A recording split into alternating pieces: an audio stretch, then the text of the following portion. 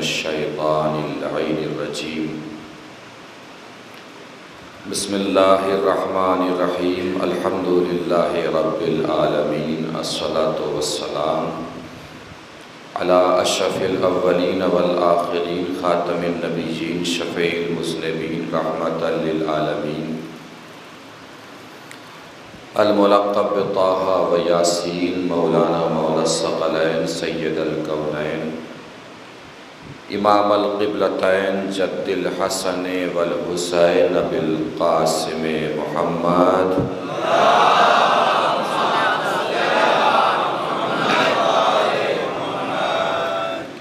وعلى آلہ الطیبین الطاہرین المعصومین المظلومین المنتخبین المنتجبین الغر المیامین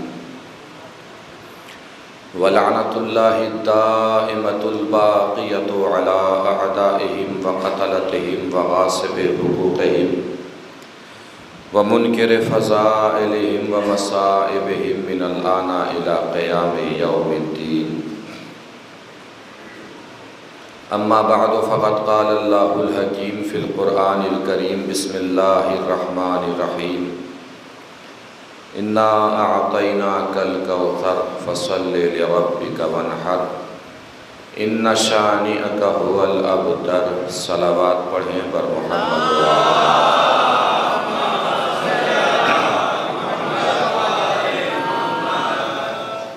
مل جل کے ایک اور بار بآواز بلند نعرہ صلوات پڑھیں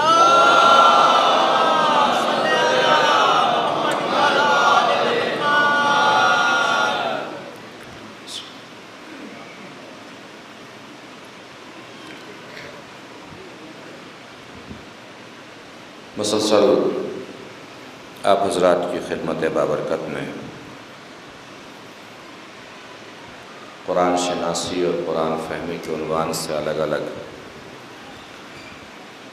سوروں کو موضوع گفتگو قرار دیتے ہوئے ان کے مطالب اور ان کے مفاہیم پہنچائے جا رہے ہیں۔ سورہ حمد، سورہ مبارکہ عصر اور سورہ مبارکہ قدر کے بعد آج کی گفتگو سورہ مبارکہ کوثر کے عنوان سے زیر بحث ہے، اور جیسا کہ آپ سب حضرات اسلوب کلام سے واقف ہیں کہ ہم لفظی اعتبار سے ہر سورہ کے عنوان سے گفتگو کر رہے ہیں۔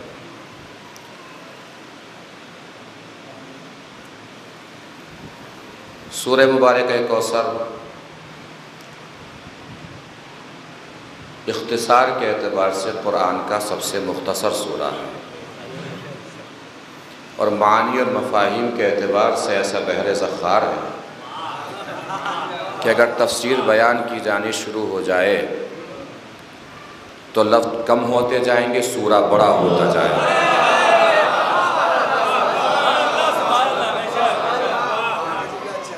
جس کا آغاز پروردگار عالم نے اسی اسلوب پر، جس اسلوب پر اللہ نے سورہ قدر کا آغاز کیا ہے، جس کی ہم کل گفتگو کر چکے ہیں، اسی اسلوب پر سورہ کوثر کا بھی آغاز کیا ہے۔ بسم اللہ الرحمن الرحیم انا اعطیناک الکوثر، اے رسول ہم نے تمہیں کوثر عطا کیا۔ اب رشتہ دیکھیے گا خالق اور محبوب کا، انا اعطیناک الکوثر، ہم نے کوثر عطا کر دیا تو آپ کی ذمہ داری کیا ہے؟ فصل لربک وانحر، اپنے رب کی نماز پڑھیے، قربانی پیش فرمائیے، اپنے رب کی نماز پڑھیے۔ قرآن مجید میں اللہ نے اپنے حبیب سے خطاب کرتے ہوئے کم از کم 20 مقامات پہ فرمایا ہے ربک، ربک، ربک، اے میرے رسول میں تیرا رب ہوں، میں تیرا رب ہوں، میں تیرا رب ہوں۔ بندگی اتنی بلندی پر تو ہو کہ خالق بھی خود کو کسی کا رب کہتے ہوئے اتراتا ہو۔ خود کو کسی کا پروردگار کہتے ہوئے فخر کرتا ہو۔ اللہ کے محبوب کی بندگی اتنی بلندی پر تھی کہ خالق خود کو اپنے حبیب کا رب کہہ کر اترا رہا ہے۔ اے میرے حبیب، میں تیرا رب ہوں، میں تیرا پالنے والا ہوں، میں تیرا پروردگار ہوں۔ ساری دنیا مجھ سے منہ پھیر بھی لے، مجھ پہ کوئی فرق نہیں پڑنے والا، اس لیے کہ میں تیرا رب ہوں، تو میرا بندہ ہے۔ ان شانئک ھو الابتر، بے شک آپ کا دشمن ابتر ہے، بے نسلہ۔ ابتر کہتے ہیں جس کی نسل ختم ہو جائے، اس کا کوئی وارث نہ بچے، اس کا کوئی وارث نہ رہے، اسے ابتر بولتے ہیں۔ کوثر کیا ہے، اس کے بارے میں تفاسیر میں الگ الگ بحثیں ہیں۔ رسول ہم نے تمہیں کوثر عطا کیا، لفظی اعتبار سے تو کوثر خیر کثیر کے معنی میں ہے، وہ خیر جس میں کثرت ہو، اور وہ کثرت جس میں خیر ہو، اسے کوثر کہتے ہیں۔ تو اس کے لیے علماء تفاسیر نے بیان کیا ہے کہ کوثر سے مراد دین ہے، کہ اللہ ہم نے تمہیں ایک اچھا شریعت اور اچھا دین عنایت کیا۔ کوثر سے مراد نبوت ہے، کوثر سے مراد امامت ہے، کوثر سے مراد قرآن ہے، کوثر سے مراد سیرت طیبہ ہے، کوثر سے مراد اخلاق و عادات ہیں، کوثر سے مراد وہ نہر ہے جسے ہم حوض کوثر کہتے ہیں، کوثر سے مراد جنت ہے، کوثر سے مراد لوح محفوظ ہے۔ بہت سارے معنی اس کے تفاسیر میں ملتے ہیں، سارے معنی اپنی جگہ، یہ سب معنی بھی ہو سکتے ہیں، ہمیں اس سے انکار نہیں ہے، لیکن اس کے معنی کھل کے آئے ہیں تیسری آیت میں، جس میں اللہ نے بیان فرمایا ہے کہ تمہارا دشمن ابتر ہے۔ یہ ابتر نے بتایا ہے کہ کوثر کون ہے۔ ابتر بتا رہا ہے کہ اصل میں کوثر کے معنی کیا ہے۔ اب اس کو ذہن عالیہ میں رکھیے گا، انشاءاللہ اسی پر گفتگو آگے بڑھے گی۔ اب ہم اس کا لفظی اعتبار سے اس کے مطالب اور مفاہیم اور اس کے معنی کا آغاز کرتے ہیں۔ پروردگار عالم نے سورہ کا آغاز کیا ہے انا کے ذریعے، جس کے بارے میں ہم نے کل آپ سے وعدہ کیا تھا کہ کل اس کی اور تفصیلات آپ کے دربار سماعت تک انشاءاللہ پہنچانے کی سعادت حاصل کریں گے۔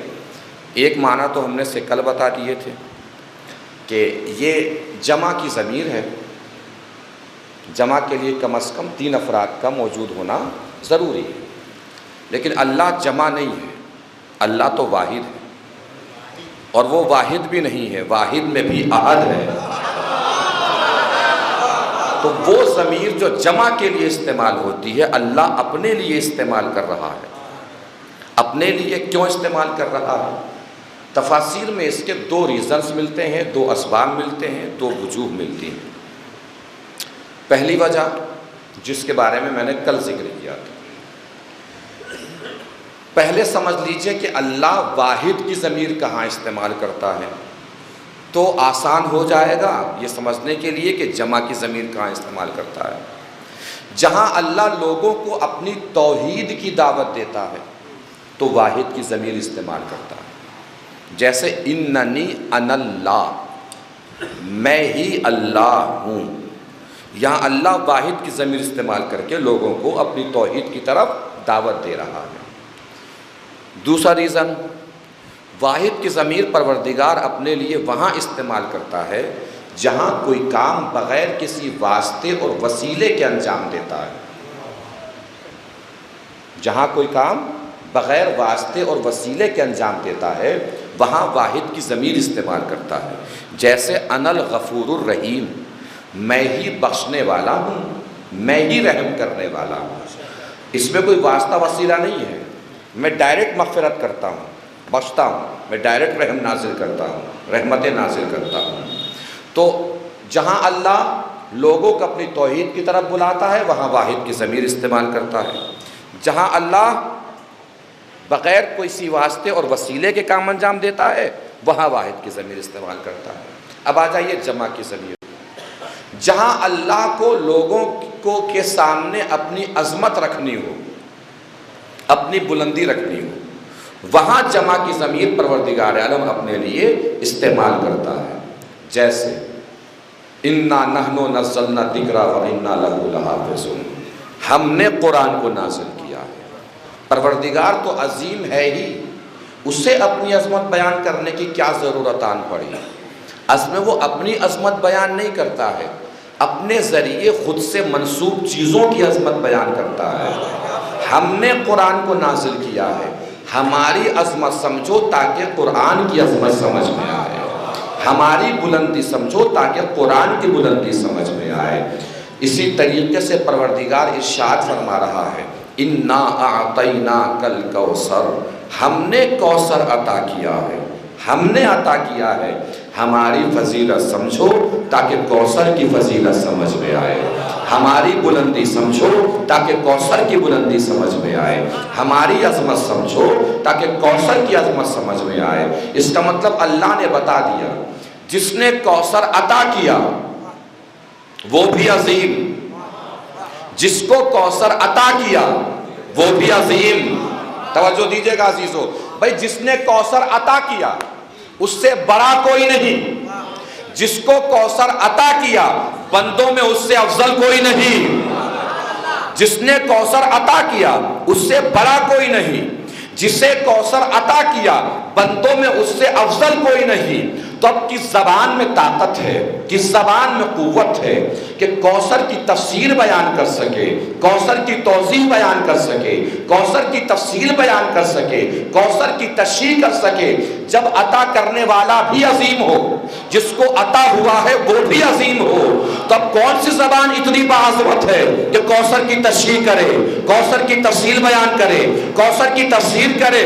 ہاں، کوثر کی تفسیر بس وہی شخصیت بیان کر سکتی ہے، اللہ نے جس کو کوثر عطا کیا ہے، اور وہ شخصیت بھی کوثر کی تفسیر بیٹھے بیٹھے بیان نہیں کرے گی، پورے قد کے ساتھ کھڑے ہو کے بیان کرے گی۔ جس کو کوثر عطا ہوا ہے وہ رسول بھی کوثر کی تفسیر بیٹھے بیٹھے بیان نہیں کرے گا، پورے قد کے ساتھ کھڑے ہو کے بیان کرے گا۔ یہی وجہ ہے کہ روایت میں ملتا ہے کہ جب بھی بزم رسالت میں شہزادی تشریف لاتی تھی رسول پورے قد کے ساتھ کھڑے ہو جاتے تھے۔ جب بھی شہزادی تشریف لاتی تھی رسول پورے قد کے ساتھ کھڑے ہو جاتے تھے۔ یہ کون رسول ہے جو پورے قد کے ساتھ کھڑا ہو رہا ہے؟ جب شب معراج آسمان کی بلندی پہ حضور تشریف لے گئے تو تمام انبیاء نے کھڑے ہو کے استقبال کیا۔ روایت سے پتہ چلتا ہے کہ اگر یہ رسول بزم نبوت میں جائے تو نبیوں پہ واجب ہے کہ کھڑے ہوں، بزم مرسلین میں جائے تو رسولوں پہ واجب ہے کہ کھڑے ہوں، بزم اولیاء میں جائے تو ولیوں پہ واجب ہے کہ کھڑے ہوں، بزم اوصیاء میں جائے تو وصیوں پہ واجب ہے کہ کھڑے ہوں۔ اس کا مطلب کیا ہوا؟ ساری دنیا جس کے لیے کھڑی ہو اسے محمد کہتے ہیں، محمد جس کے لیے کھڑا ہو اسے فاطمہ زہرا کہتے ہیں۔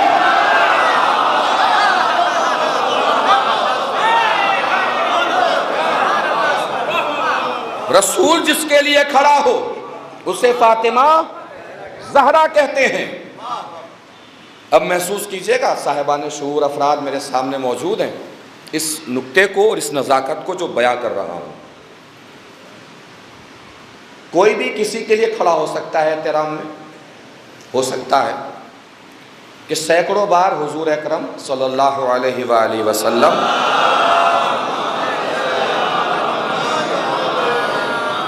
مولا علی کے لیے کھڑے ہوتے ہوں، کھڑے ہوئے ہوں۔ کہیں سے آپ تاریخ میں کوئی واقعہ نکال کے لے آئیے کہ کھڑے ہوئے ہوں، ہو سکتا ہے کہ کھڑے ہوئے ہوں، لیکن مولا علی کے فضائل میں یہ کوئی مخصوص فضیلت نہیں ہے، بہت توجہ درکار ہے۔ مولا علی کے جو فضائل کا باب ہے کہ علی کی یہ فضیلت، علی کی مخصوص یہ فضیلت، علی کی مخصوص یہ فضیلت، اس میں مولا کے لیے رسول کا کھڑا ہونا مخصوص فضائل میں سے نہیں ہے، لیکن شہزادی کے لیے مخصوص فضیلت ہے کہ جب بھی شہزادی بزم رسول میں آتی تھی رسول پورے قد کے ساتھ کھڑے ہو جاتے تھے۔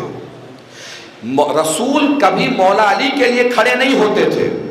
میں نے کیا عرض کیا، ہو سکتا ہے کھڑے ہوتے ہوں لیکن مخصوص فضائل میں سے نہیں ہے مولا کے کہ نبی مولا علی کے لیے کھڑے ہوتے ہوں. لیکن شہزادی کے لیے حضور کھڑے ہوتے تھے. فضیلتوں کا ایک باب با کرنے جا رہا ہوں، پہنچے تو بتائیے گا. یہ بات طے ہے، روایت میں ملتا ہے اس دخلت علیہ السلام، جب بھی شہزادی بزم رسالت میں آتی تھی رسول شہزادی کے احترام میں کھڑے ہوتے تھے. اس دخلت کا مطلب کیا ہے؟ جب بھی آتی تھی. اس کا مطلب اگر شہزادی ایک مرتبہ آئیں گی تو رسول ایک مرتبہ کھڑے ہوں گے، اگر 70 مرتبہ آئیں گی تو رسول 70 مرتبہ کھڑے ہوں گے. یعنی جب بھی شہزادی کھڑی ہوں گی رسول بیٹھے نہیں رہیں گے، رسول شہزادی کے احترام میں کھڑے ہوں گے. جب بھی زہرا کھڑی ہوں گی رسول زہرا کے احترام میں کھڑے ہوں گے. جب بھی فاطمہ کھڑی ہوں گی رسول فاطمہ کے احترام میں کھڑے ہوں گے. یہ بات طے ہے کہ رسول علی کے لیے کھڑے نہیں ہوتے تھے، شہزادی فاطمہ کے لیے کھڑے ہوتے تھے. فضیلتوں کا باب وا کرنے جا رہا ہوں، پہنچے بات تو بتائیے گا. یہ بات طے ہے کہ ہمیشہ رسول شہزادی کے احترام میں کھڑے ہوتے تھے، علی کے لیے نہیں کھڑے ہوتے تھے. لیکن ساتھ میں یہ بات بھی طے ہے کہ علی جب بھی بس میں آتے تھے شوہر کے احترام میں زہرا کھڑی ہوتی تھی، زہرا کے احترام میں نبی کھڑے ہوتے تھے.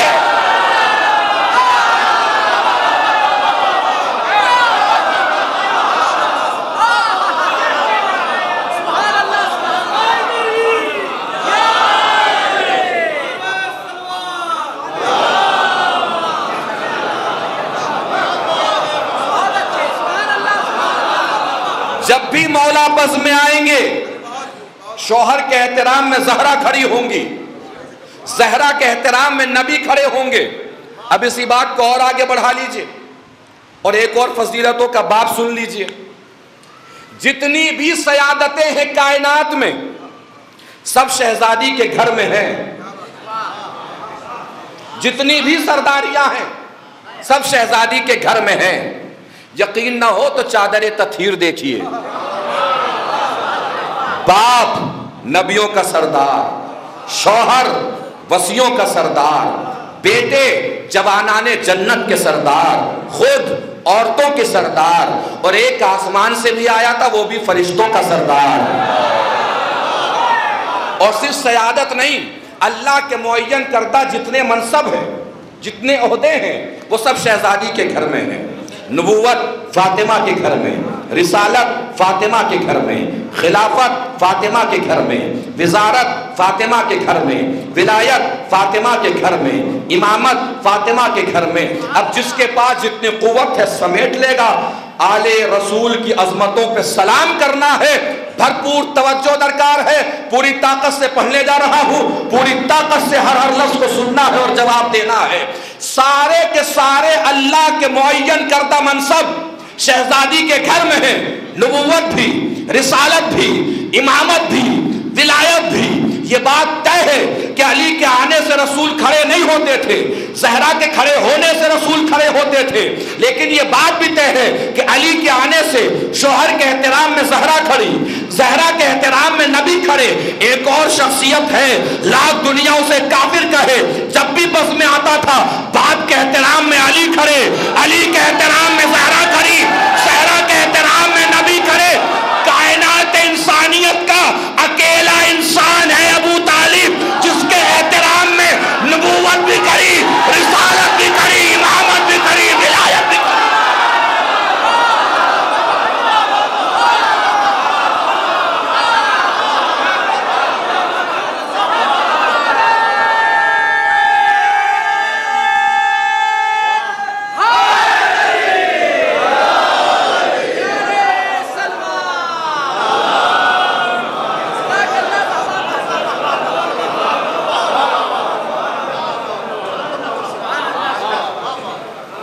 محسوس فرما رہے ہیں؟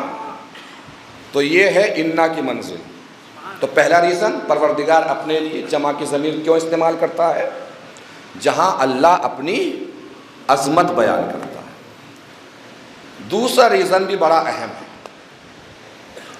تفسیر نور میں آیت اللہ محسن قرآتی نے یہ ریزن لکھا ہے، یہ سبب لکھا ہے، یہ وجہ لکھی کہ اللہ جمع کی ضمیر اپنے لیے کہاں استعمال کرتا ہے. واحد کی ضمیر میں ہم نے کیا بتایا تھا اگر یاد ہو آپ کو؟ جب اللہ کوئی کام بغیر کسی واسطے اور وسیلے کے انجام دے گا تو واحد کی ضمیر استعمال کرے گا. اس کو پلٹ دیجئے.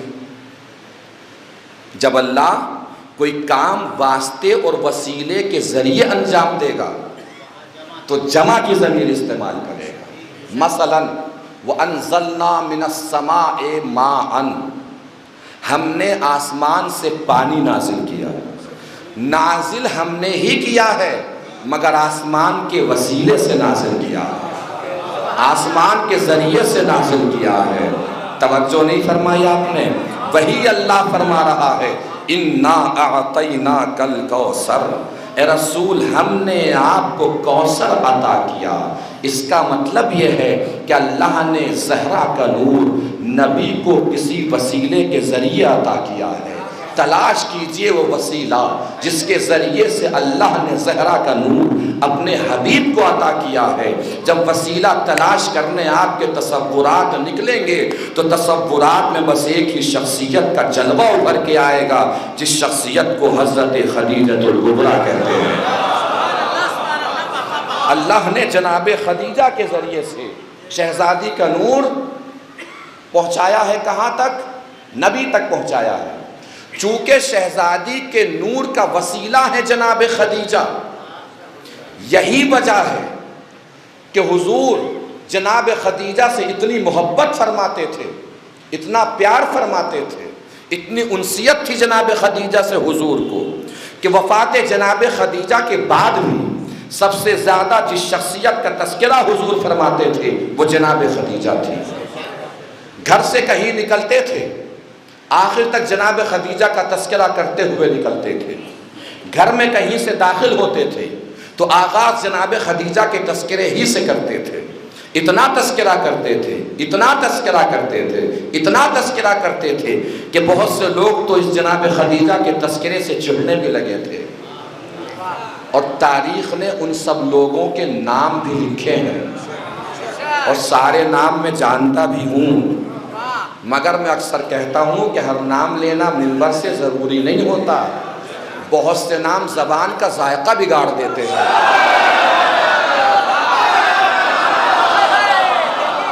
ہر نام منبر سے لینا ضروری نہیں ہوتا. بہت سے نام زبان کا ذائقہ خراب کر دیتے ہیں. ایک دن چڑھ کے بولنے بھی لگے کہ یا رسول اللہ یہ آپ کو کیا ہو گیا کہ ہر وقت خدیجہ کا تذکرہ، حالانکہ خدیجہ سے بہتر خواتین بھی آپ کو ملی. روایت بتاتی ہے کہ رسول کے سر کے بال غصے کی وجہ سے کانپنے لگے اور رسول نے فرمایا لا واللہ، نہیں، قسم خدا کی نہیں، مجھے خدیجہ سے بہتر کوئی عورت ملی ہی نہیں. اب میں روایت نبی کی سنانے جا رہا ہوں، آپ جانیں اور آپ کے دل میں جو جناب خدیجہ کی محبت جلوہ گر ہے وہ جانے.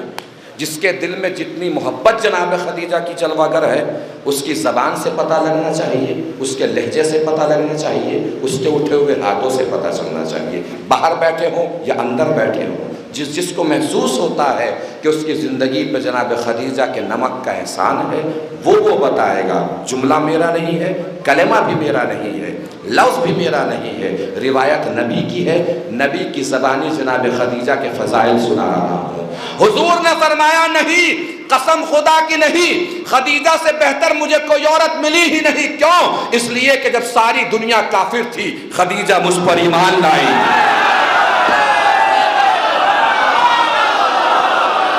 جب ساری دنیا کافر تھی خدیجہ مجھ پر ایمان لائی. جب ساری دنیا مجھے جھٹلا رہی تھی خدیجہ نے میری تصدیق فرمائی. جب ساری دنیا مجھے طعنہ ابتر دے رہی تھی اللہ نے خدیجہ کے ذریعے مجھے نسل کوثر عطا فرمائی. اور جب ساری دنیا مجھ سے اپنا مال چھپا رہی تھی خدیجہ مجھ پہ اپنا مال لٹا رہے تھے.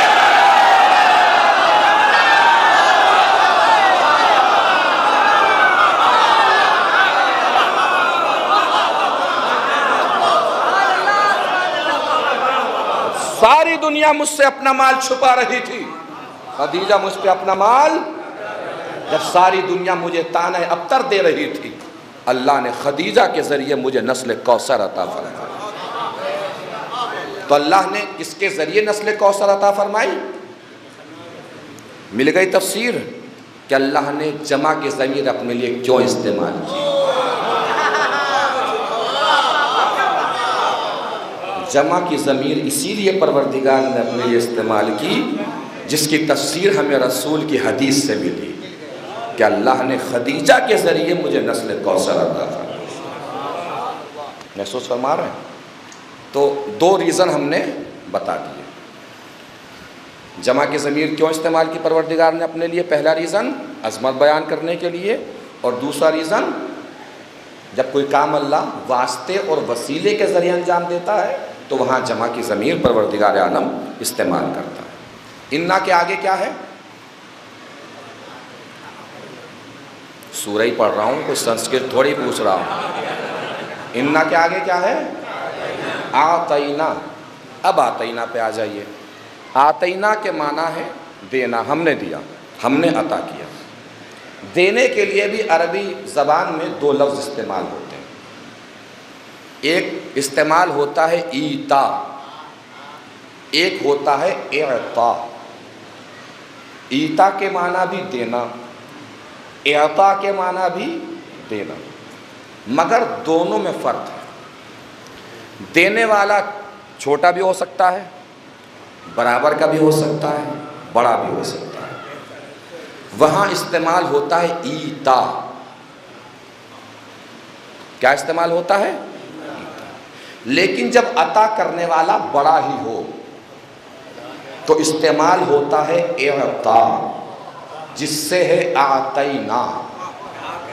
ए रसूल, हम तुम्हें कौसर अता कर रहे हैं, और आतैना लफ्ज़ रख के परवरदिगार ने अपनी बुलंदी का ऐलान फरमाया। तवज्जो कि हम बुलंद होकर आपको कौसर अता कर रहे हैं। चूँकि हम बुलंद होकर कौसर अता कर रहे हैं तो ये कौसर आपको वहाँ नहीं मिलेगा जहाँ आप हैं। इस कौसर को लेने के लिए भी आपको अर्श की बुलंदी पे चल के आना पड़ेगा। कौसर को लेने के लिए भी आपको अर्श की बुलंदी पे चल के आना पड़ेगा। और इस कौसर को लेने का सफ़र, यानी नूरे फातिमा को लेने का सफ़र, अल्लाह ने बउनवाने सफ़रे मेराज कुरान में बयान भी फरमाया है। सुब्हानल्लज़ी असरा बिअब्दिही लैलन मिनल मस्जिदिल हराम इलल मस्जिदिल अक़्सल्लज़ी बारकना हौलहू लिनुरियहू मिन आयातिना। पाको पाकीज़ा है वो ज़ात जो ले गई अपने बंदे को रातों रात मस्जिद हराम से मस्जिद अक़सा तक। तवज्जो फरमाइएगा अजीज़ो, जिस नज़ाकत तक आपको लेके आ गया हूँ, ज़हरा के नूर को लेने का सफ़र है। अल्लाह सफ़र का आगाज़ भी बता रहा है, सफ़र का इख्तिताम भी बता रहा है। आगाज़ सफ़र क्या है? मस्जिद हराम। इख्तिताम सफ़र क्या है? मस्जिद अक़सा। अब नज़ाकत बेदार हो तो बताइएगा, फातिमा को लेने का सफ़र अल्लाह ने अपने हबीब को कराया है मस्जिद हराम से मस्जिद अक़सा तक, मस्जिद हराम से मस्जिद अक़सा तक। जुमला बदलूं ताकि कैफियत बदले। फातिमा को लेने का सफ़र अल्लाह ने अपने हबीब को कराया है मस्जिद से मस्जिद तक, मस्जिद से मस्जिद तक, मस्जिद से मस्जिद तक, मस्जिद से मस्जिद तक का सफर क्यों कराया? अल्लाह ने पहले ही ऐलान कर दिया, फातिमा की अजमतों का महवर मस्जिद होगी, फातिमा की अजमतों का मरकज मस्जिद होगी, फातिमा की अजमतों का मरकज मस्जिद होगी। इसीलिए आपने देखा नहीं, नबी की मस्जिद से सबके दरवाजे बंद करा दिए, तन्हा ज़हरा का दरवाजा खुला रखा।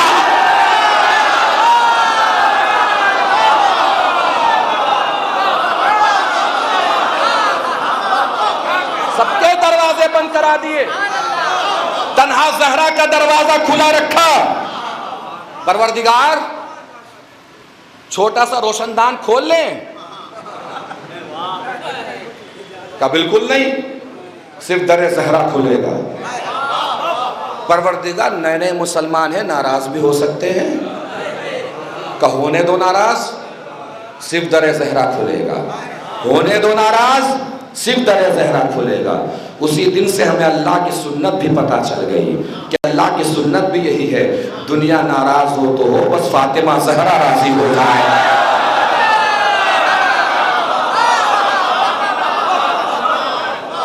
دنیا ناراض ہو تو ہو، بس فاطمہ زہرا راضی ہو جائے۔ نہیں، ابھی بے قرار اور اضطراب پیدا نہیں ہو پایا ہے دلوں میں، اگر پیدا ہو تو بتائیے گا۔ بھئی آغاز زمانہ رسول میں عظمتوں کے دو ہی نشان تھے، عظمتوں کے دو ہی ایڈریس تھے، عظمتوں کے دو ہی مکان تھے، عظمتوں کے دو ہی مقام تھے، عظمتوں کے دو ہی پتے تھے۔ ایک مقام کو مسجد کہتے ہیں، ایک مقام کو کعبہ کہتے ہیں، دونوں میں فرق بس اتنا تھا، مسجد میں زہرا کا دروازہ کھولا گیا، کعبے میں علی کا دروازہ کھولا گیا۔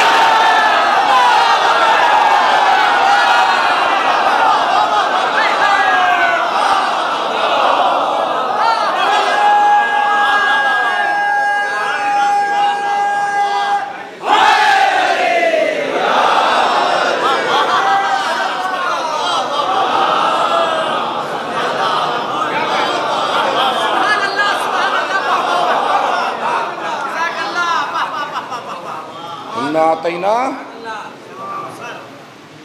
کل کوثر۔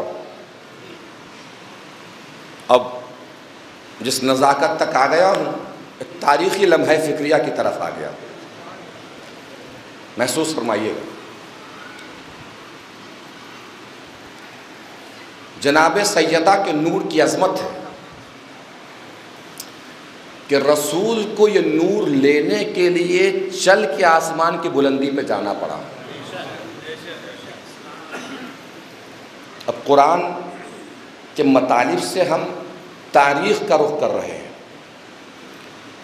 اور جس کا رخ تاریخ کے اس رخ کی طرف پلٹ جائے جو رخ میں دکھا رہا، اس کا رخ گلاب ہو جانا چاہیے اگر نزاکت پہنچا دوں۔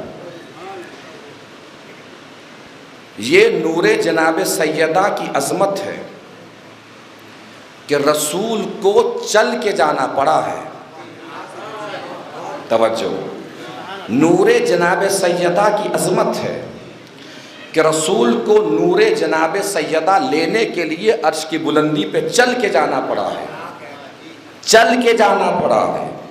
شاید یہی ریزن ہے کہ اللہ نے جس بی بی کو نور جناب سیدہ نبی تک پہنچانے کا ذریعہ بنایا تھا، اس بی بی خدیجہ کو لینے کے لیے بھی رسول کو بارات لے کے جانا پڑا ہے۔ نہیں توجہ فرمائی، اس بی بی کو لینے کے لیے بھی رسول کو بارات لے جانی پڑی ہے۔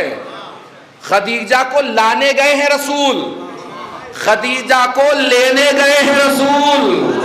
جس کی تاریخ پہ نظر پہنچے بتائے، خدیجہ کو لینے گئے ہیں رسول۔ یہ کون رسول ہے؟ علم اول، خلق اول، خلق اول، نور اول، فکر اول، عقل اول، سر پہ صحرا سجا کر بارات لے کر خدیجہ کے دروازے پر خدیجہ کو لینے گیا ہے۔ اب بھی دل نہیں کیا جناب خدیجہ کی عظمتوں کو سلام کرنے کا؟ کون رسول لینے گیا ہے خدیجہ کو؟ جو رسول کبھی آیت لینے نہیں گیا، کبھی سورہ لینے نہیں گیا، کبھی قرآن لینے نہیں گیا، وہ خدیجہ کو لینے گیا ہے۔ بھئی اور بیویاں اور ہیں، خدیجہ اور ہیں، اور بیویاں رسول کے گھر بھیجی گئی، خدیجہ دلہن بنا کر لائی گئے۔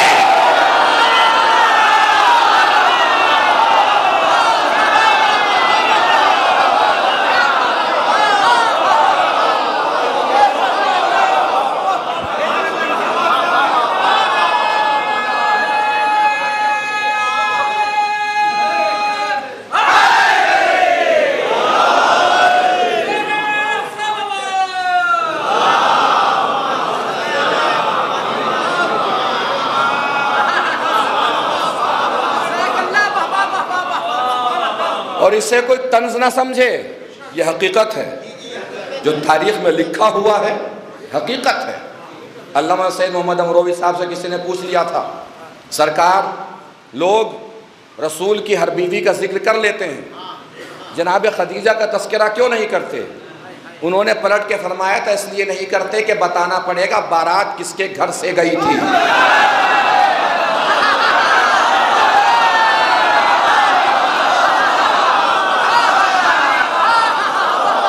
بتانا پڑے گا بارات کس کے گھر سے گئی تھی۔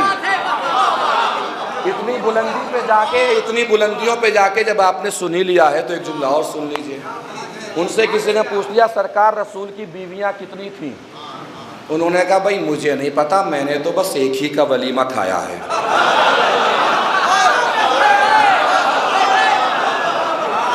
یہ تاریخی حقیقت ہے جس کا کوئی انکار نہیں کر سکتا۔ جناب خدیجہ کے دروازے پر گئی ہے بارات، رسول بارات لے کر گئے ہیں، بارات سجا کر گئے ہیں، جناب خدیجہ کو لانے کے لیے گئے ہیں، اور یہی بی بی جناب خدیجہ مرکز نسل کوثر بنی۔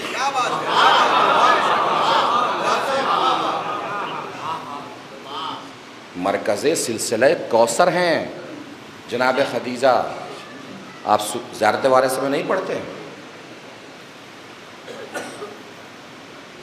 کہ میں گواہی دیتا ہوں اے امام حسین من اسلاب الشامخہ والارحام المطہرہ کنت نورا فی الاسلاب الشامخہ، کہ مولا حسین آپ ہمیشہ بزرگ صلبوں میں رہے، کیا بات ہے،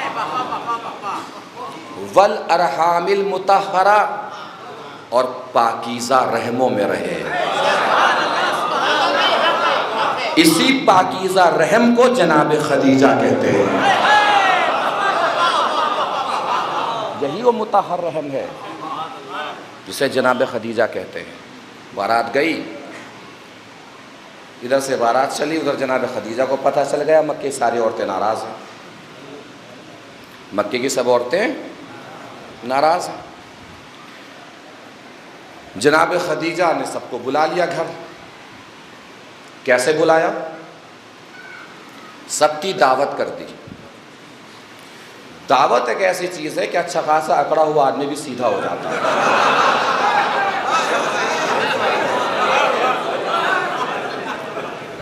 سب کی دعوت کر دی، پہنچ گئی سب عورتیں۔ جناب خدیجہ نے پوچھا سنا ہے کہ ناراض ہیں؟ اچھا ناراضگی یہ پہلے سے چلی آ رہی ہے؟ شادی کے ٹائم پہ ناراض ہونے کی بیماری یہ 1400 سال پرانی ہے۔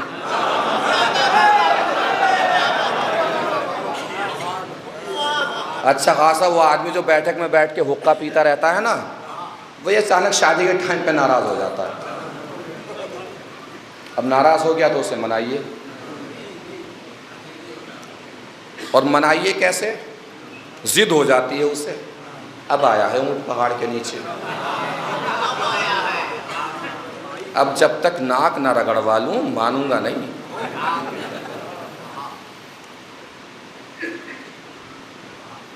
یہ سیرت شیعت نہیں ہے، یہ ناک رگڑوانے والے شیعہ تھوڑی ہوتے ہیں۔ نہ کسی کے سامنے ناک رگڑنے والا شیعہ ہوتا ہے، نہ کسی کو مجبور کر کے اپنے سامنے ناک رگڑوانے والا شیعہ ہوتا ہے۔ جن کا امام کائنات فصاحت کا سب سے بڑا پروردگار ہو، سبحان اللہ، جس کا مولا علی ہو، اور مولا علی نے فرمایا اذا قدرت علی عدوک فاجعل العفو شکرا للقدرت علیہ، جب تم اپنے دشمن پر قدرت پالو، یعنی تمہارا دشمن تمہارے سامنے ایسا ہو جائے کہ تم اس کا کچھ بھی کر سکتے ہو، تو یہ سوچو کہ یہ قدرت تمہیں کس نے دی ہے؟ یہ قدرت تمہیں خود مل گئی یا کسی قادر مطلق نے تمہیں قدرت دی ہے؟ اب مولا فرماتے ہیں فَجْعَلِ الْعَفْوَ شُكْرًا لِلْقُدْرَتِ عَلَيْهِ، تم نے اس پہ قدرت پالی تو یہ شکر کا مقام ہے نا، تو شکر ادا کرتے ہوئے اسے معاف کر دو۔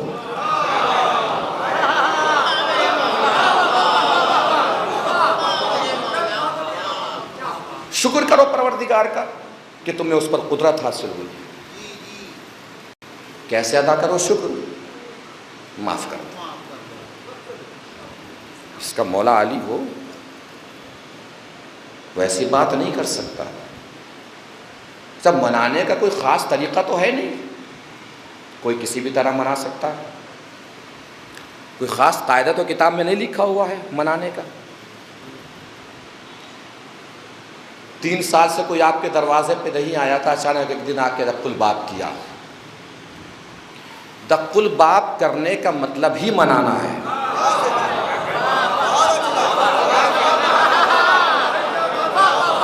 کوئی کئی سالوں سے آپ کے گھر نہیں آیا تھا، وہ اچانک ایک دن آپ کے گھر میں آ کے کھڑا ہے آپ کے دروازے کے سامنے، سمجھ لیجئے کہ اس نے آپ کو منا لیا۔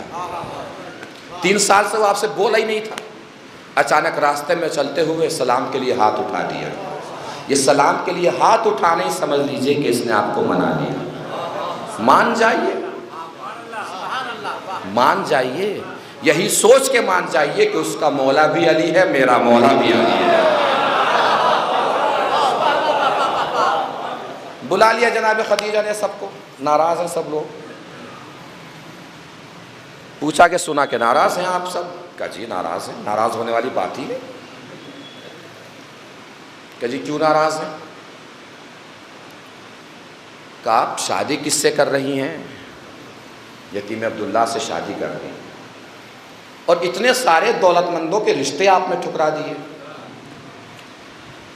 محسوس فرمائیے گا، بڑی آہستگی سے جملہ پڑھوں گا، مگر سننا بڑی آہستگی سے نہیں ہے، سننا پوری قوت کے ساتھ ہے۔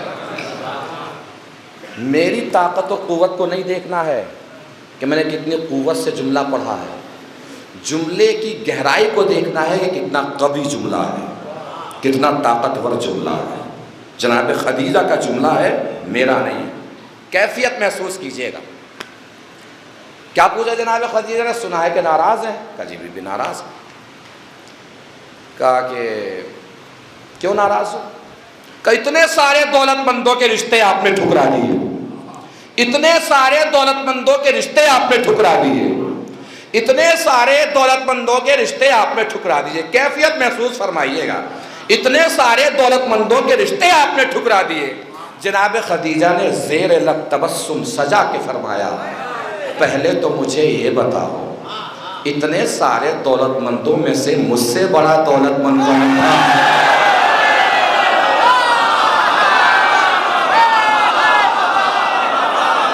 اتنے سارے دولت مندوں میں سے مجھ سے بڑا دولت مند کون تھا؟ پھر مجھے یہ بتاؤ جس سے میں شادی کر رہی ہوں اس سے بڑا صادق کون ہے؟ اس سے بڑا امین کون ہے؟ اس سے بڑا صاحب کردار کون ہے؟ ہو گئی جناب خدیجہ کی شادی، اور آپ مرکز سلسلہ کوثر بنی۔ سبحان اللہ۔ مرکز کوثر بنتے ہوئے پیکر کوثر کو آپ نے اپنی آغوش میں پالا، جس سے نسل کوثر چلی۔ سبحان اللہ سبحان اللہ۔ تو کوثر کا تعلق نہ دریا سے ہے، نہ حوض سے ہے، نہ نبوت سے ہے، نہ امامت سے ہے، نہ رسالت سے ہے۔ یہ سب چیزیں باقی رہتی ہی نہیں اگر نسل کوثر نہ ہو۔ سبحان اللہ۔ واہ واہ۔ یہ سب چیزوں کو بقا ملی ہی اولاد رسول کی وجہ سے ہے۔ سبحان اللہ۔ اولاد رسول کا دنیا میں موجود ہونا ضروری ہے۔ بات طے ہو گئی؟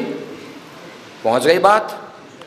اب یہ سمجھیے کہ اولاد رسول کا دنیا میں موجود ہونا کیوں ضروری ہے؟ بھئی کوثر سے نسل کوثر مراد ہے، نسل کثیر مراد ہے، اور علامہ فخر الدین رازی نے لکھا بھی ہے تفسیر کبیر میں، انہوں نے جب تشریح کی ہے کوثر کی تو یہ بھی یاد آ گیا، تو یہ بھی سنتے چلیے۔ تشریح جب انہوں نے کی ہے تو انہوں نے لکھا ہے اس بات کو کہ اس خیر سے بہتر کون سا خیر ہوگا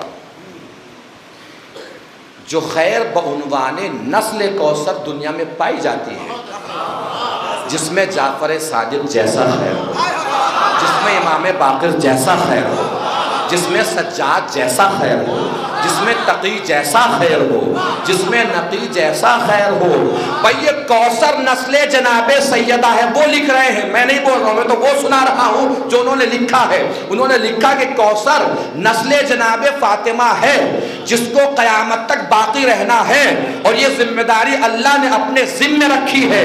اللہ نے اپنی ذمہ داری اپنے ذمہ رکھی ہے کہ نسل فاطمہ دنیا میں باقی رہے گی، اور اس کی مثال ہمیں ملتی ہے کہ وہ بنی امیہ جو نسل فاطمہ کو مٹانا چاہتے تھے، ان کا ایک فرد بھی دنیا میں دکھائی نہیں دیتا، اور فاطمہ کی اولاد دنیا کے ہر کونے میں نظر آتی ہے۔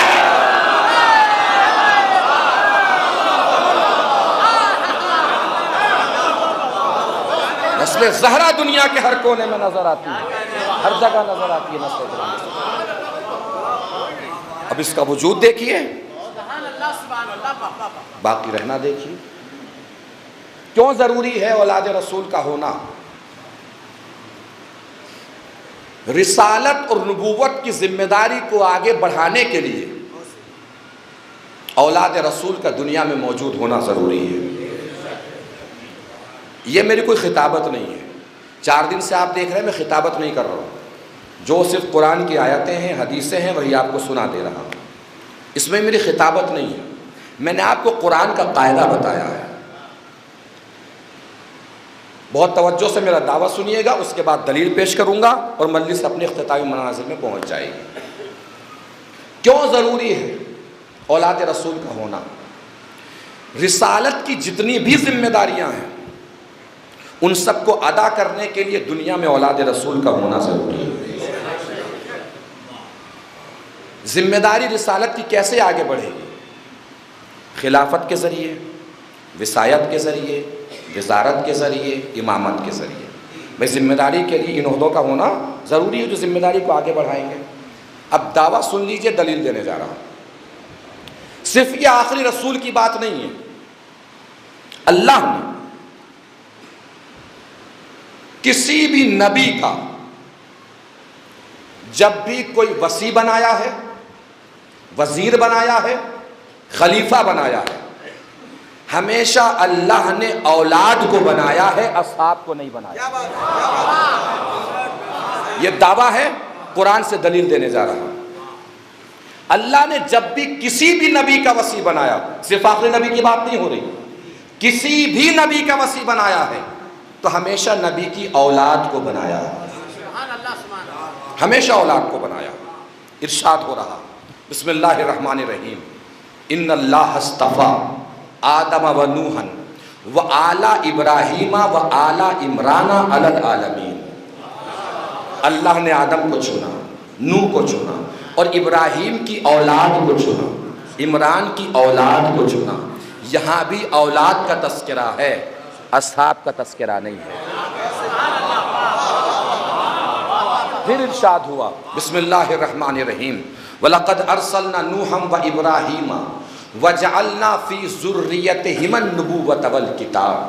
ہم نے ابراہیم کو رسول بنا کر بھیجا، نوح کو رسول بنا کر بھیجا، اور ان دونوں کی ذریت میں ہم نے نبوت کو بھی رکھا، کتاب کو بھی رکھا۔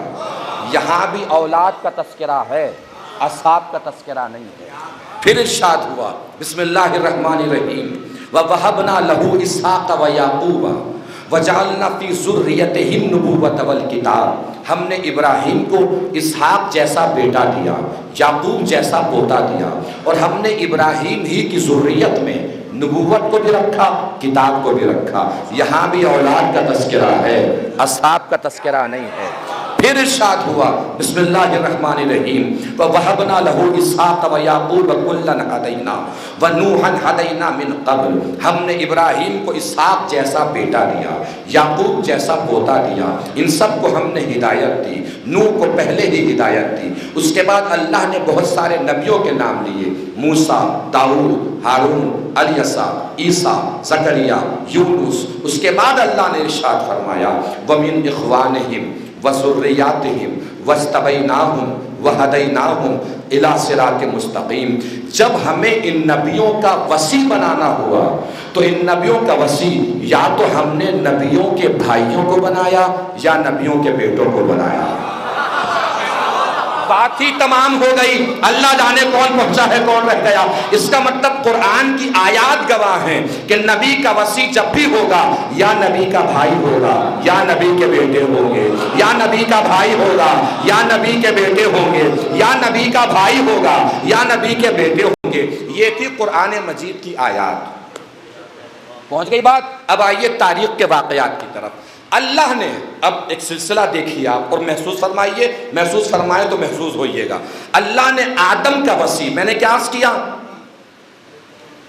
دعویٰ کیا ہے یا بیٹے ہوں گے یا بھائی ہوگا۔ یہ میرا دعویٰ نہیں ہے، قرآن کا دعویٰ ہے۔ اب تاریخ سے سمجھیے اسی بات کو۔ اللہ نے آدم کا وصی، آدم کے بیٹے شیش کو بنایا۔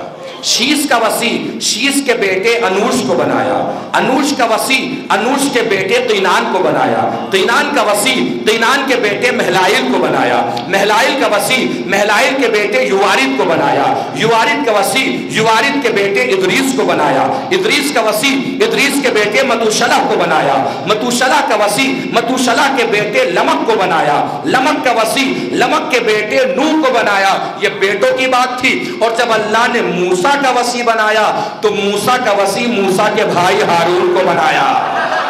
نہیں پہنچی بات؟ قرآن مجید کی آیات بھی گواہ ہے، طاقت سمیٹ لیجئے گا، دلیل دینے جا رہا ہوں۔ قرآن کی آیات بھی گواہ ہے، تاریخ کے واقعات بھی گواہ ہے کہ اللہ نے جب بھی نبی کا وصی بنایا یا نبی کے بیٹوں کو بنایا یا نبی کے بھائی کو بنایا یا نبی کے بیٹوں کو بنایا یا نبی کے بھائی کو بنایا یا نبی کے بیٹوں کو بنایا یا نبی کے بھائی کو بنایا۔ اب اگر کوئی آپ سے پوچھے آخری نبی کے بیٹے کہاں ہے، آخری نبی کا بھائی کہاں ہے، تو پلٹ کے اس سے کہیے گا مباہلے میں آگے آگے بیٹے چل رہے تھے، پیچھے پیچھے بھائی چل رہا تھا۔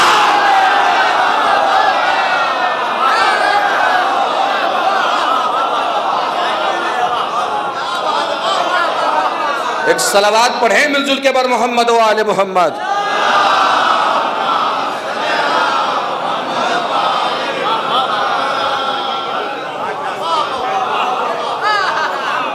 تو نبوت کی ذمہ داری جب بھی آگے بڑھائے گی اولاد آگے بڑھائے گی، اس لیے وجود کوثر کائنات میں ضروری ہے۔ بات پہنچ گئی؟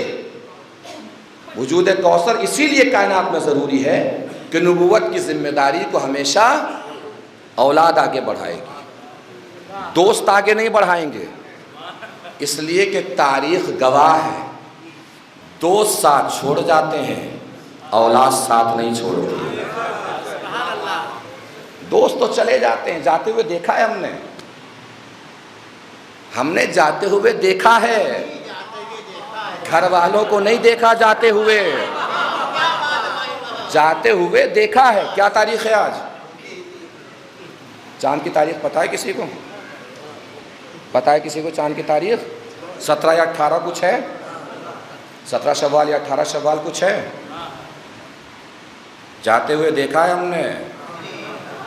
یہ تاریخیں بھی گواہ ہیں، یہ جنگ احد والا زمانہ ہے۔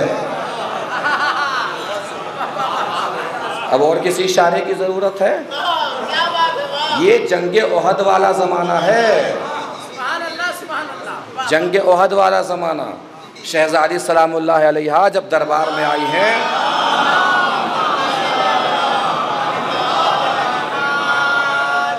تو انہوں نے دربار میں آ کر پورا خطبہ فدق دیا ہے، جو میں یہاں پہ سنا چکا ہوں، شاید خمسہ خطبہ فدق کا یہاں ہو چکا ہے 2 سال پہلے۔ اس کا ایک جملہ سن لیجئے۔ جب دربار میں آئی ہیں تو انہوں نے توحید بیان کی، رسالت بیان کی، قرآن کی فضائل بیان کیے، فلسفہ احکام شریعت بیان کیے، اور اپنے شوہر مولا کائنات کی شجاعت بیان کی۔ اور مولا کائنات کی شجاعت بیان فرماتے ہوئے شہزادی نے فرمایا، یہ تمہارے پاس عظمتیں اور عزتیں ہیں نا، درباریوں کو خطاب کرتے ہوئے خطبہ فدق میں شہزادی کا جملہ ہے مولا کائنات کی شجاعت کے سلسلے سے، یہ جو تمہارے پاس عزتیں ہیں نا، یہ سب میرے بابا کی وجہ سے ملی ہے، اگر میرے بابا نہ ہوتے تو عزتیں نہ ملتی، گندی نالیوں کا پانی پینے والے لوگ تو گندگیوں سے اٹھا اٹھا کے کھانے والے تھے. یہ سب خطبہ فرق میں ہے. کوئی بھی آتا تھا تمہیں کچل کے چلا جاتا تھا, تمہیں لوٹ کے چلا جاتا تھا. کمزور بزدل لوگ تم. یہ عزتیں میرے بابا نے تمہیں دلائی ہیں, اور حالانکہ ان عزتوں کے دلانے کے راستے میں کافر چاروں طرف سے میرے بابا کو گھیر لیتے تھے. اب یہاں شہزادی نے فرمایا اس وقت تمہیں تو پتہ بھی نہیں ہوتا تھا میدان میں چل کیا رہا ہے. تم کسی نہ کسی جگہ پہ جا کے اپنی جان بچا لیا کرتے تھے, کہیں نہ کہیں بھاگ کر اپنی جان بچا لیتے تھے. تمہیں تو پتہ ہی نہیں ہوتا تھا میدان میں چل کیا رہا ہے. یہاں پہ شہزادی نے مولا کائنات کی شجاعت بیان کی ہے. اب پھر وہی جملہ عرض کروں گا جو ہمیشہ کرتا ہوں. مولا علی کی شجاعت سنانے جا رہا ہوں شہزادی کی زبانی. لگنا چاہیے جیسے مولا کائنات ہی کی شجاعت سن رہے ہیں, محسوس ہونا چاہیے, منظر بدل جانا چاہیے. جس طریقے سے شہزادی نے مولا کائنات کی شجاعت بیان فرمائی ہے, رمز دیکھیے گا, نزاکت دیکھیے گا. کسی خطیب کی خطابت کی نزاکت نہیں, شہزادی کی فصاحت کی نزاکت دیکھیے کہ مولا کائنات کی شجاعت کے سلسلے میں ہم نے خطبہ سے سنا, علماء سے سنا, ذاکرین سے سنا, شعراء سے سنا. آج مولا کائنات کی شجاعت شہزادی کی زبانی سنیے اور نزاکت محسوس فرمائیے. اندر بیٹھے ہو یا باہر پوری طاقت سے جواب دینا ہے, مولا کائنات کی شجاعت کو سلام پیش کرنا ہے. شہزادی فرماتی ہیں تم سب لوگ میدان چھوڑ کے بھاگ جاتے تھے, تمہیں تو پتہ بھی نہیں ہوتا تھا میدان میں چل کیا رہا ہے. اس وقت معلوم ہے میرا بابا کیا کرتا تھا.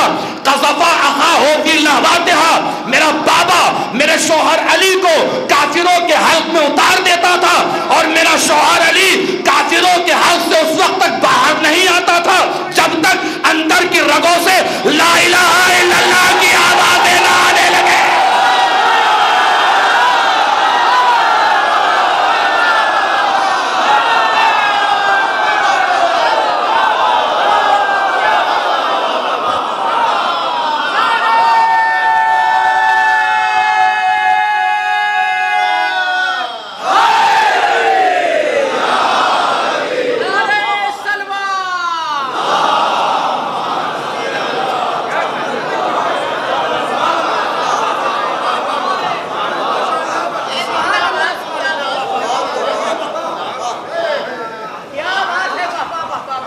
تو شہزادی نے کون سی جنگ کی طرف اشارہ کیا؟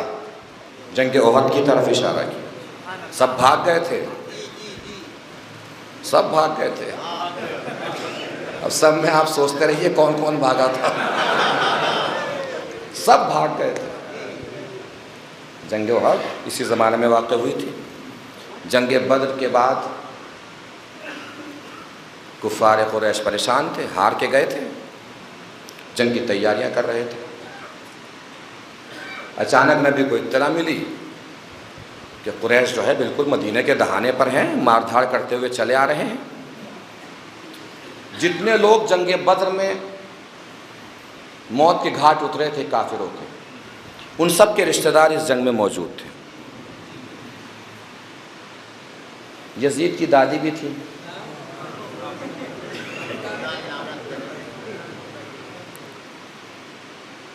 یزید کی دادی کیا کر رہی تھی جنگ میں؟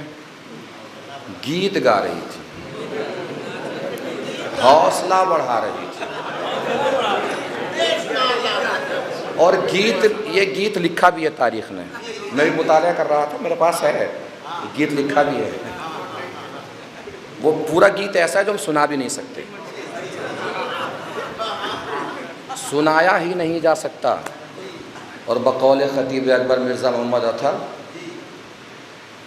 اللہ ان کے جوار معصومین میں جگہ عنایت فرمائے, وہ کہا کرتے تھے فرق سمجھیے, جو باتیں ہم منبر سے نہیں کر سکتے تھے یزید کے گھر والے وہ باتیں میدان میں کیا کرتے تھے. یہ فرق سمجھیے, خاندانوں کا, نسبتوں کا فرق سمجھیے. یزید کے گھر کی عورتیں وہ باتیں میدان میں کرتی تھیں جو ہم اپنے منبر سے نہیں کر سکتے. اس گیت کا آغاز ہے نحن بنات الطارق, ہم ستاروں کی بیٹیاں ہیں. بدبختی دیکھیے کہ کہا بھی تو خود کو ستاروں کی بیٹیاں ہی کہا. ان کو پتہ ہی نہیں تھا کہ سامنے والے لشکر میں امامت کا آفتاب ہے. جب آفتاب نکلتا ہے تو سارے ستارے ڈوب جاتے ہیں.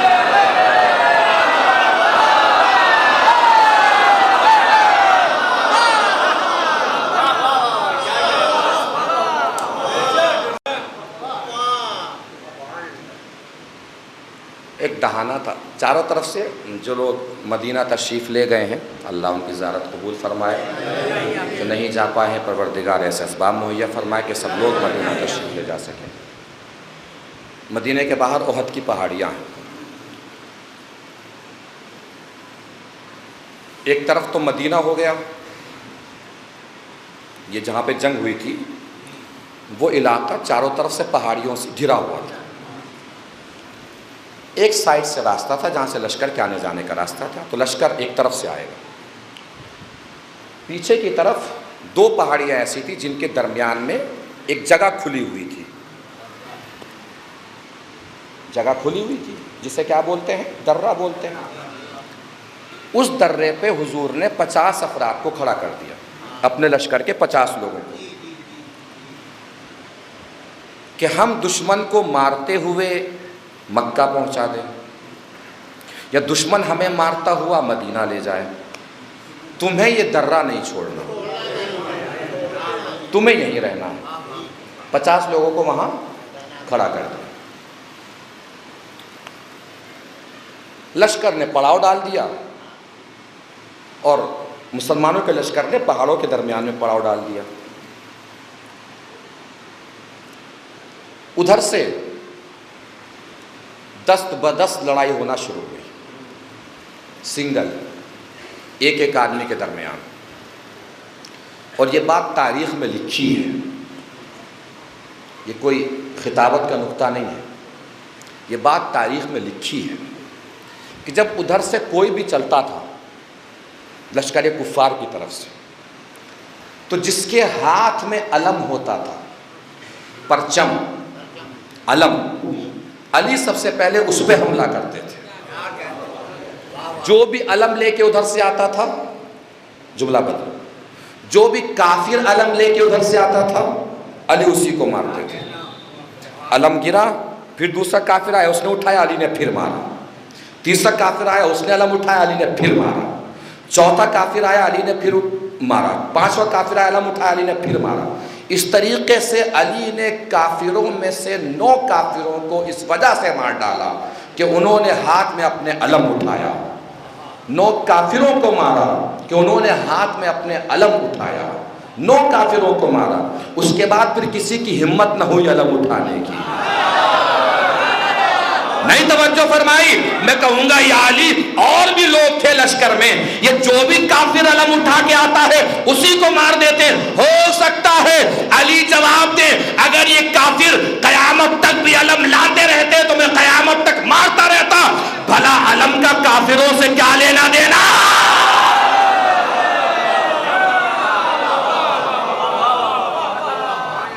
پھر اس کے بعد وہ لوگ پریشان ہو گئے. یک بار کی حملہ ہوا. یک بار کی حملہ ہوا تو ادھر سے مولا علی چلے, ادھر سے جناب حمزہ چلے, ابو دجانہ چلے, یہ سب لوگ چلے نکلے. گھیر کے پوری طریقے سے کافروں کو بھگا دیا.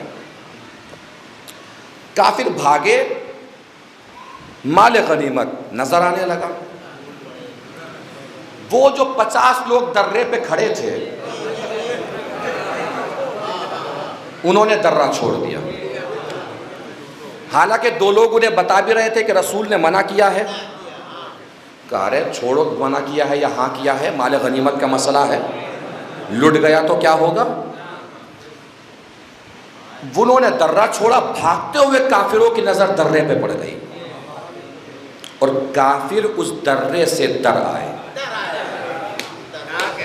چاروں طرف سے مسلمانوں کے لشکر کو گھیر لیا.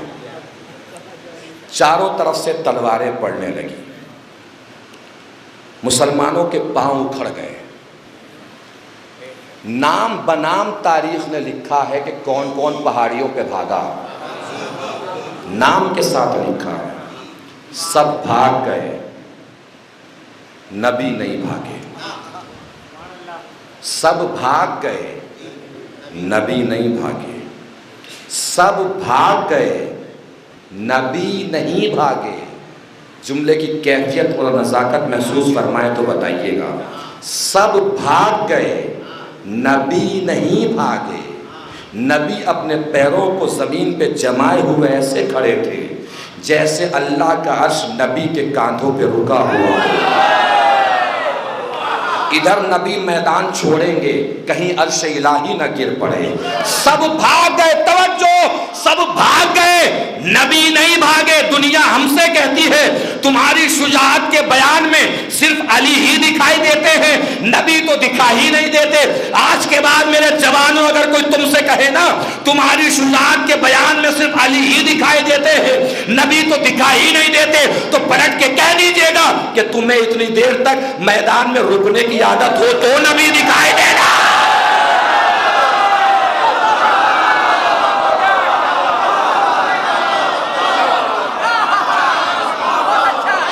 سب بھاگ گئے، نبی نہیں بھاگے۔ نبی میدان میں پیر جمائے کھڑے ہیں۔ اسی درمیان کفار کا لشکر نبی کی طرف ٹوٹ پڑا، چاروں طرف سے نبی کو گھیر لیا۔ اب جلال پور ہے، لفظ لفظ کی نزاکت کا حساب دینا پڑے گا۔ چاروں طرف سے نبی کو کفار کے لشکر نے گھیر لیا، تلواریں اٹھی، قریب تھا کہ نبی کے سر پر تلواریں آن پڑے کہ بڑی آہستگی سے نبی نے آواز دی، یا علی۔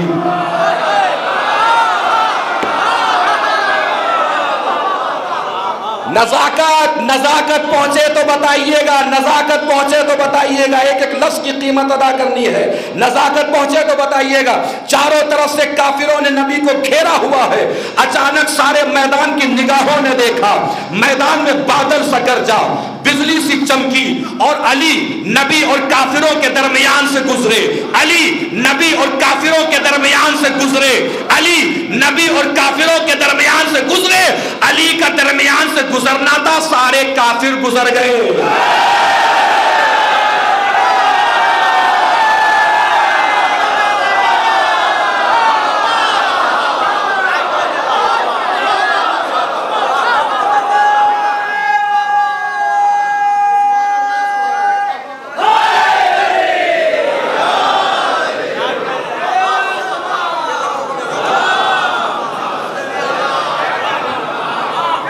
علی کا درمیان سے گزرنا تھا، سارے کافر گزر گئے۔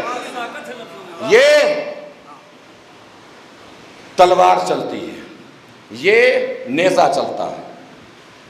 تلوار ایسے چلے گی یا ایسے چلے گی۔ علی نے نبی کا طواف کرنا شروع کیا، تلوار ایسے چل رہی ہے، علی نبی کا طواف کر رہے ہیں۔ لگ رہا ہے جیسے کعبہ امامت، کعبہ نبوت کا طواف کر رہا ہے۔ تلوار چل رہی ہے، نزاکت محسوس فرمائیے گا۔ تلوار چلی، کسی کا سر گیا، کسی کا گلا گیا، کسی کا سینہ گیا، کسی کا بطن گیا، کسی کا زانو گیا، کسی کے پیر گئے۔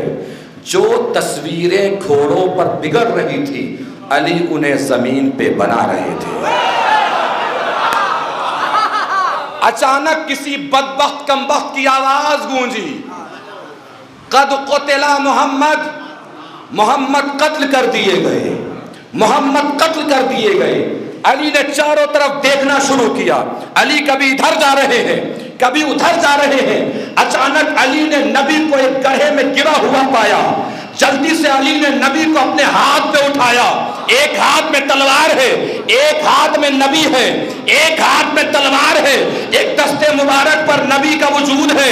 علی آواز دے رہے ہیں، ارے کہاں بھاگے جا رہے ہو؟ ہاذا محمد، ہاذا محمد، ہاذا محمد۔ بھاگ کے کہاں جا رہے ہو؟ یہ محمد ہے، یہ محمد ہے، یہ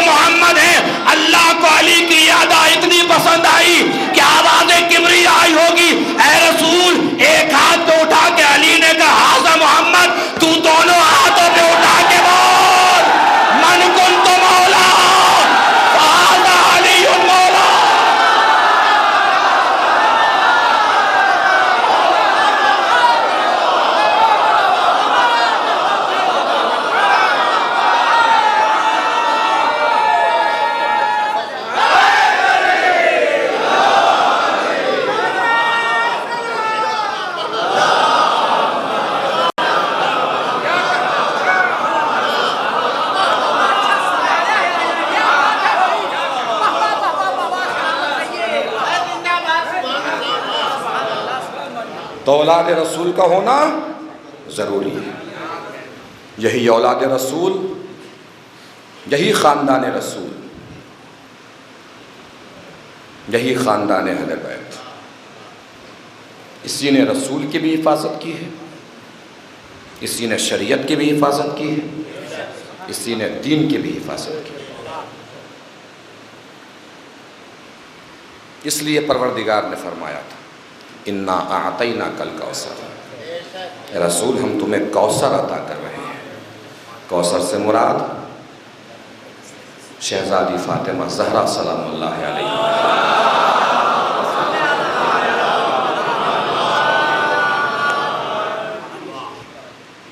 شہزادی فاطمہ کا گھرانہ ہے، شہزادی کا خاندان ہے جس نے رسول کی بھی حفاظت کی ہے، دین کی بھی حفاظت کی ہے، شریعت کی بھی حفاظت کی ہے۔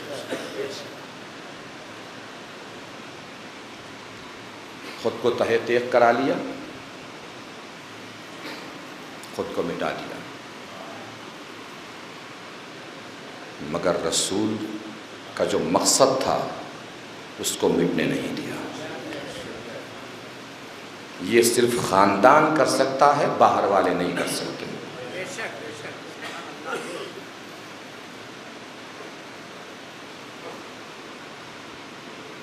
بھائی کے بازو دے دیے، دین کو بچا لیا۔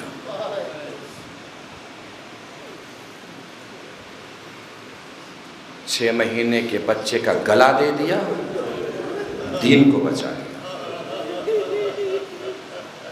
جوان کا سینہ دے دیا، دین کو بچا لیا۔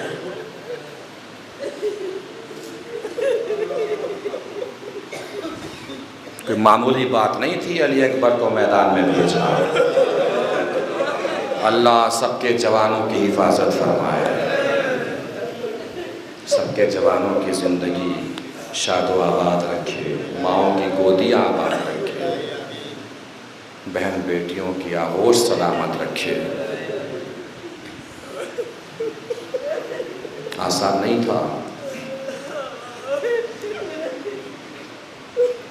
کس قدر حضور محبت فرماتے تھے امام حسین سے، اور پھر کس قدر امام حسین الفت فرماتے تھے حضرت علی اکبر سے۔ رات کے سناٹے میں اکثر ام لیلہ دیکھا کرتی تھی کہ جھولے کے پاس کوئی سایہ نظر آ رہا ہے، آواز دیتی تھی کون ہے میرے اکبر کے جھولے کے پاس؟ حسین آواز دیتے تھے آہستہ بالو بولو میں حسین۔ کہ مولا اتنی رات گئے سناٹے میں کس لیے؟ کہ مجھے میرے نانا کی یاد آ رہی تھی، سوچا اکبر کو دیکھ لوں کچھ غم ہلکا ہو جائے۔ بس عزیز وقت بہت ہو گیا، 2 جملے سن لیجیے اور مسائل تمام کیجیے۔ کس قدر محبت تھی حسین کو علی اکبر سے، کس قدر محبت تھی۔ جب آئے ہیں حضرت علی اکبر اجازت لینے کے لیے، تو حسین نے چلتے چلتے فرمایا ہے بیٹا علی اکبر جب تک سامنے رہنا نہ مڑ مڑ کے مجھے دیکھتے رہے۔ اور جب علی اکبر چلے ہیں اور علی اکبر نے آہٹ محسوس کی ہے کہ پیچھے تیز قدموں سے کوئی چلتا ہوا آ رہا ہے، تو پیچھے پلٹ کے دیکھا ہے۔ بابا آپ نے تو اجازت دے دی تھی، اب آپ کیوں آ رہے ہیں؟ حسین نے فطرتی جواب دیا، نیچر کے مطابق جواب دیا، بیٹا علی اکبر کاش کہ تو صاحب اولاد ہوتا تو تجھے پتا چلتا کہ میں پیچھے پیچھے کیوں آ رہا ہوں۔ معلوم ہے ظالموں نے راہ کوفہ و شام میں حضرت علی اکبر کا سر اتار کے ایک صندوق میں بند کر دیا۔ صبح نمودار ہوئی تو دیکھا کہ جس نیزے پر حسین کا سر ہے وہاں حسین کا سر بھی نہیں ہے۔ تعزیانہ لے کر امام سجاد کے پاس پہنچے، تمہارے بابا کا سر کہاں گیا؟ مولا نے فوراً پوچھا میرے بھیا کا سر کہاں ہے؟ انہوں نے بتایا کہ ہم نے ایک صندوق میں بند کر دیا تھا کہ جہاں میرے بھیا علی اکبر کا سر ہوگا وہیں میرے بابا حسین کا سر ہوگا۔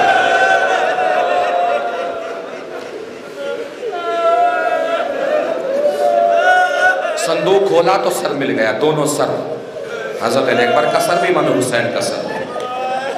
وہ پلٹ کے پھر امام سجاد کے پاس آئے، کہا جانتے ہم نے سر کیوں صندوق میں رکھا تھا؟ ہم بہت پریشان تھے، اس لیے کہ ہم علی اکبر کا چہرہ چاہے جدھر کرتے تھے وہ پورا سر پلٹ کے اپنے چہرے کو حسین کے چہرے کی طرف کر دیتا تھا۔ کہا میں اس کی وجہ بتا دیجئے کہ کیوں علی اکبر کا چہرہ بار بار حسین کی طرف پلٹ جاتا تھا؟ سجاد نے آنکھوں میں آنسو بھر کے فرمایا میرے بابا نے وقت وسط میرے بھیا سے کہا تھا بیٹا اکبر جب تک سامنے رہنا مڑ مڑ کے مجھے دیکھتے رہنا۔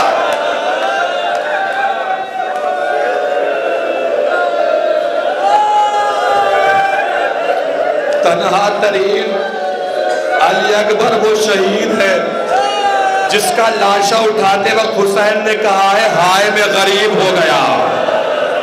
کسی شہید کے لاشے پہ حسین نے نہیں کہا کہ میں غریب ہو گیا، علی اکبر کے جنازے پہ کہا حسین نے کہ ہائے میں غریب ہو گیا۔ جانتے ہیں کس وجہ سے کہا؟ بس آخری جملہ مصائب تمام، جانتے ہیں کس وجہ سے کہا؟ سماجی اور معاشرتی اقدار سے آپ لوگ واقف ہیں، اگر کسی ضعیف کا جوان بیٹا زندہ ہو تو کسی میں ہمت نہیں ہو پاتی کہ باپ کو کچھ بول سکے، چونکہ انہیں پتا ہے کہ جوان اولاد ہے، باپ کو کچھ کہیں گے تو اولاد سامنے آ کے کھڑی ہو جائے گی۔ لیکن سوچیے اگر کسی کا جوان بیٹا ہی مر جائے تو کوئی بھی آتا ہے کچھ بھی بول کے باپ کو چلا جاتا ہے۔ معلوم ہے آپ کو عرب میں کسی کی ماں کا نام بلوہ عام میں لینا بیٹے کی توہین سمجھا جاتا تھا۔ حسین نے جب علی اکبر کا جنازہ اٹھایا ہے تو نہ جانے کتنی مرتبہ گرے ہیں، کتنی مرتبہ اٹھے ہیں، کتنی مرتبہ گرے ہیں، کتنی مرتبہ اٹھے ہیں۔ کسی ظالم نے پیچھے سے آواز دی جلدی آؤ، جلدی آ کے دیکھو فاطمہ کا بیٹا کتنا غریب ہو گیا۔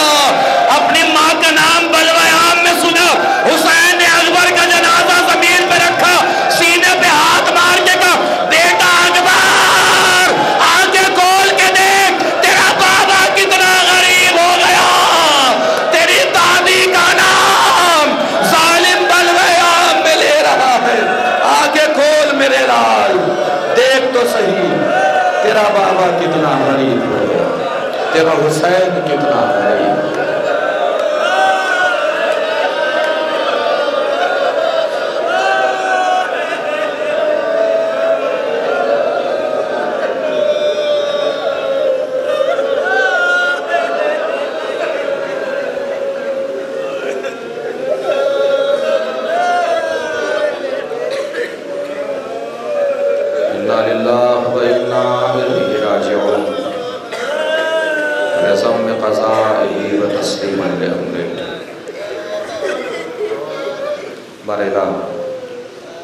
جو بھی شریکان مجلس ہیں، مومنین مومنات، بھائی بہن، بیٹیاں، مائیں، بزرگان بارگاہ، جو بھی حضرات پریشان حال ہیں ان سب کی پریشانیوں کو دور فرما، جو مقروض ان کے قرضوں کو ادا فرما، جو بغیر کسی خطا کے مقید ہیں انہیں قید سے رہائی دلا، جو بیمار انہیں شفا کامل و واجب عنایت فرما، پرچم اسلام کو سر بلند فرما، پرچم کفر و نفاق کو سر نگو فرما، مقامات مقدسہ کی حفاظت فرما، علماء کرام کی حفاظت فرما، مراجع کرام کی حفاظت فرما، امام آخر کے ظہور میں تعجیل فرما، اور ہم سب کو اس قابل بنا کے بعد ظہور امام کے انصار و اعوان میں شریک ہو سکیں۔